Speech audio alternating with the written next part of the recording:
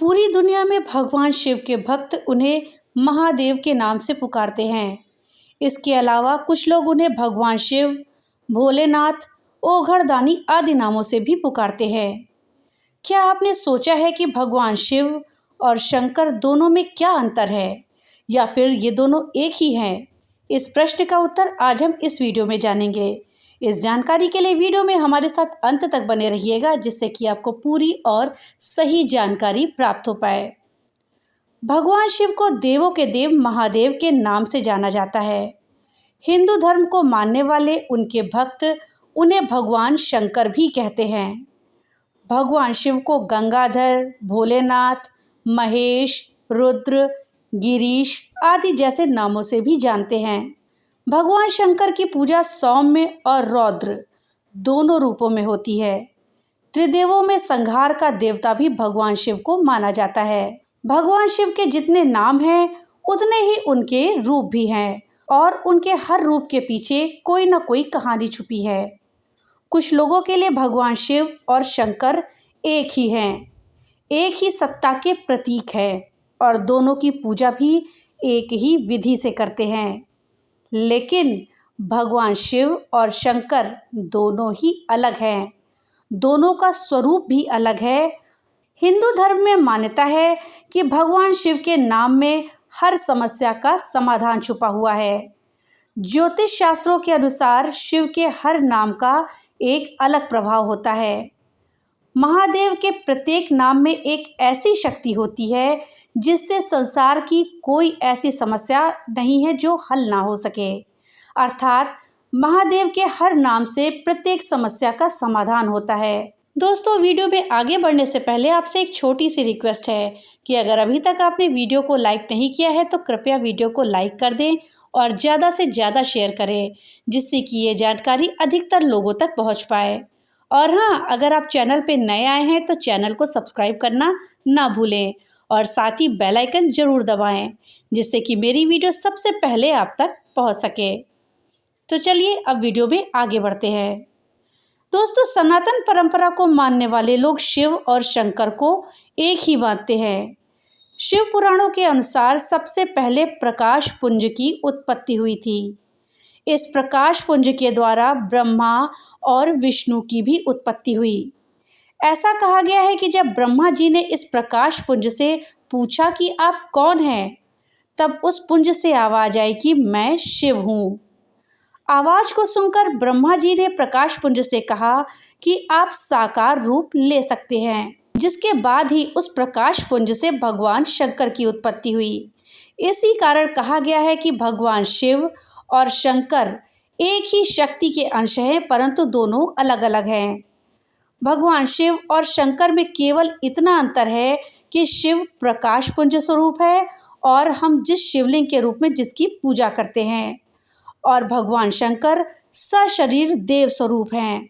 निराकार शिव जी की पूजा हम शिवलिंग के रूप में करते हैं, और शंकर जी ऊंचे ऊंचे पर्वतों पर तपस्या करते योगी रूप में दिखते हैं। भगवान शंकर आंखें बंद करके ध्यान मुद्रा में बैठे दिखते हैं।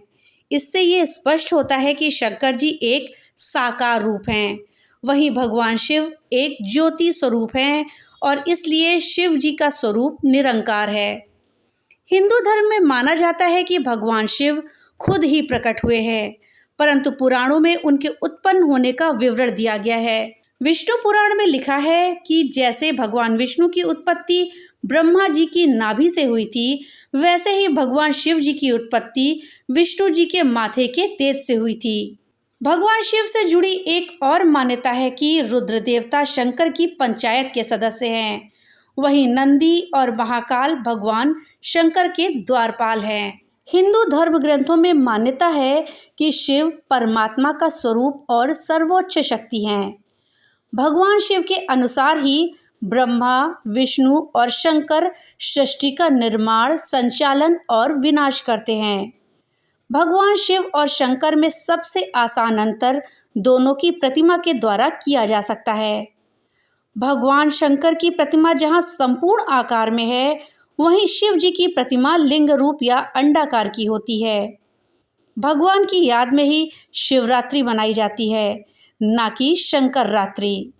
भगवान शिव की दो काया मानी जाती हैं। शिव जी की सबसे ज़्यादा पूजा लिंग रूप में ही की जाती है। लिंग शब्द को लेकर लोगों में बहुत भ्रम फैला हुआ है। दोस्तों, लिंग का अर्थ संस्कृत में चिन्ह या प्रतीक होता है। शिवलिंग का अर्थ हुआ शिव का प्रतीक, पुरुष लिंग का अर्थ हुआ पुरुष का प्रतीक, इसी तरह स्त्रीलिंग का अर्थ हुआ स्त्री का प्रतीक और नपुंसक लिंग का अर्थ हुआ नपुंसक का प्रतीक। शून्य, आकाश, अनंत ब्रह्मांड और निराकार परम पुरुष का प्रतीक होने से इसे लिंग कहा गया है। स्कंद पुराण में कहा है कि आकाश स्वयं एक लिंग है। शिवलिंग वातावरण सहित घूमती धरती और सारे अनंत ब्रह्मांड की धुरी ही लिंग है। शिवलिंग का अर्थ अनंत भी होता है, अर्थात जिसका कोई अंत नहीं है और ना ही शुरुआत है। शिवलिंग का अर्थ लिंग या योनि नहीं होता। दरअसल ये गलतफहमी भाषा के रूपांतरण और भ्रमित लोगों के द्वारा हमारे पुरातन धर्म को नष्ट कर दिए जाने और अंग्रेजों के द्वारा इसकी व्याख्या से उत्पन्न हुई है। खैर, जैसा कि हम सभी जानते हैं कि एक ही शब्द के विभिन्न भाषाओं में अलग अलग अर्थ निकाले जाते हैं। यदि हम हिंदी के एक शब्द सूत्र को ही ले लें तो सूत्र का मतलब डोरी या धागा होता है। गणित में इस सूत्र को कहते हैं भाष्य अथवा लेखन। उसी प्रकार अर्थ शब्द का भावार्थ संपत्ति भी हो सकता है और मतलब भी हो सकता है। ठीक उसी प्रकार से शिवलिंग के संदर्भ में लिंग शब्द से अभिप्राय चिन्ह, निशानी, गुण, व्यवहार या प्रतीक है। धरती उसका आधार है और सब अनंत शून्य से पैदा हो उसी में लय होने के कारण इसे लिंग कहा गया है तथा कई अन्य नामों से भी संबोधित किया गया है, जैसे कि प्रकाश स्तंभ लिंग, अग्नि स्तंभ लिंग, ऊर्जा स्तंभ लिंग, ब्रह्मांडीय स्तंभ लिंग। ब्रह्मांड में दो ही चीजें हैं, ऊर्जा और पदार्थ। हमारा शरीर पदार्थ से निर्मित है और आत्मा ऊर्जा से। इसी प्रकार शिव पदार्थ और शक्ति ऊर्जा का प्रतीक बनकर शिवलिंग कहलाते हैं।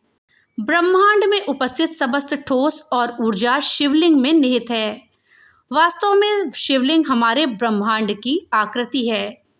शिवलिंग भगवान शिव और देवी शक्ति का आदि अनादि एकल रूप भी है तथा पुरुष और प्रकृति की समानता का प्रतीक भी।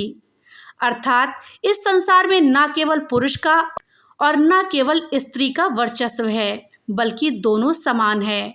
एक दूसरे के बगैर दोनों अधूरे हैं। दोस्तों, भगवान शिव और भगवान शंकर दोनों ही हमारी पूजा अर्चना से बहुत ही जल्दी प्रसन्न होते हैं।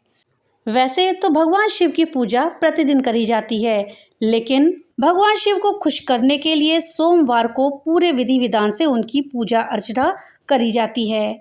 मगर हमारे मन में एक सवाल हमेशा उत्पन्न होता है कि महादेव की पूजा के लिए अर्थात शिव जी की पूजा के लिए सोमवार के दिन को ही इतना शुभ क्यों माना जाता है।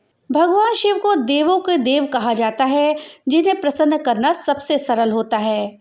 हर व्यक्ति शिव शंभू की कृपा को पाना चाहता है। भोलेनाथ की पूजा करने से जो नसीब में ना हो वो भी मिल जाता है, ये हिंदू धर्म में मान्यता है। हिंदू धर्म में हर दिन किसी न किसी देवता को समर्पित है।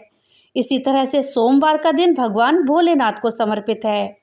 ऐसा माना जाता है कि सोमवार को व्रत रखने से और पूजा करने से महादेव बहुत प्रसन्न होते हैं और भक्तों की हर मनोकामना को पूरा करते हैं।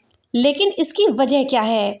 सोमवार को ऐसा क्या खास है जो ये दिन शिव जी को समर्पित है? सोमवार यानी भोलेनाथ का दिन। इस दिन महादेव की पूजा अर्चना करने से भगवान अति प्रसन्न हो जाते हैं और भक्तों की झोली में खुशियां भर देते हैं। सप्ताह के 7 दिनों में से सोमवार ही क्यों शिव जी की पूजा के लिए समर्पित है? इस दिन के नाम में ही इसका आधा रहस्य छिपा है।